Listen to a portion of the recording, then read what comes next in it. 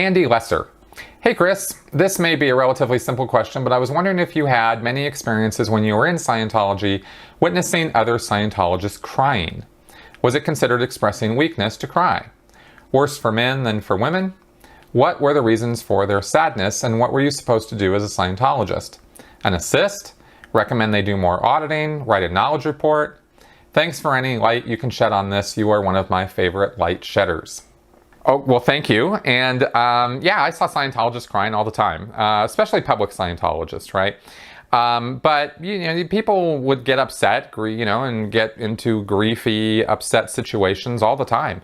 Whether through frustration, like in the Sea Org or as a staff member, you might get people get, tears of frustration, or tears of, of anger over, some problem or situation they were trying to cope with or deal with related to their job.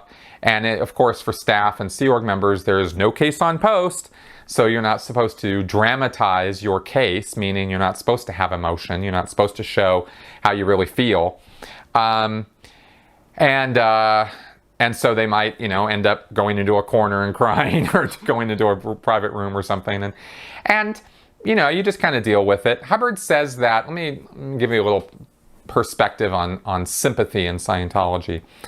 Hubbard says that you don't sympathize, you be effective. And by that he means you use Scientology techniques on someone to get them to feel better by addressing the actual reason why they feel bad in the first place. And most of that is going to come down to the person is re-stimulated. Something happened to them in their past, whether it was earlier this lifetime or in, far, far back in the past. That was very, very traumatizing and very stressful, right? And that something in the present environment has re-stimulated, or another word might be triggered, that memory or the pain and emotion of that memory, and so they're upset now. And the idea in Scientology is that if you didn't have all of that stress and trauma built up and emotionally captured in your mind and there to trigger, if you get rid of all of that, then you won't have any cause or reason to be upset in present time. I mean, if something happens right now that is upsetting, like your mother dies or something, you might feel some degree of loss and grief over that, but it won't be like these days of crying and, oh my God, my life is horrible and everything's awful because I just lost my mom. You're not supposed to really feel that way as a Scientologist if you've gotten rid of all that past stress and trauma, right? So, but of course, that's only at the highest levels. So until you've reached those highest levels, you can be expected to get re-stimulated from time to time. In other words, triggered, from these things that have happened to you in the past. And so Hubbard says, don't sympathize, be effective. So do something with Scientology to address this person's problem, like, for example, if they're all re-stimulated and crying and upset, that means that the mental image pictures are, crowding in on them, and they're looking at those mental image pictures more than they're looking at what's going on around them in the real world. So one solution might be to pick the person up and sort of take them for a walk. And I don't mean to drag them, I just mean, help them up and gently, let's go outside, let's take a walk, and let's look at some things and try to get the person to stop staring at these mental image pictures and instead look at the environment and see that, that was then and this is now sort of thing, right? The problem with this, of course, is that you're not letting the person experience their emotions, and you're not letting them go through the experience of having a loss, because people need to experience that, as I understand, as I generally understand emotion now. But what I'm explaining to you is how Scientologists deal with this, right? It's like the emotion they're experiencing right now isn't really an emotion that they really should be experiencing right now. That's why in Scientology they call that misemotion, right? It's bad, negative emotions, or it's emotions that are not really fitting for the moment or for the time.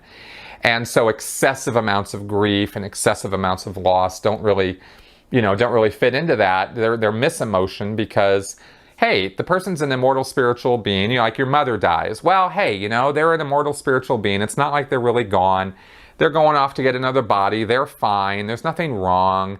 It's all good. So don't, why are you so upset, right?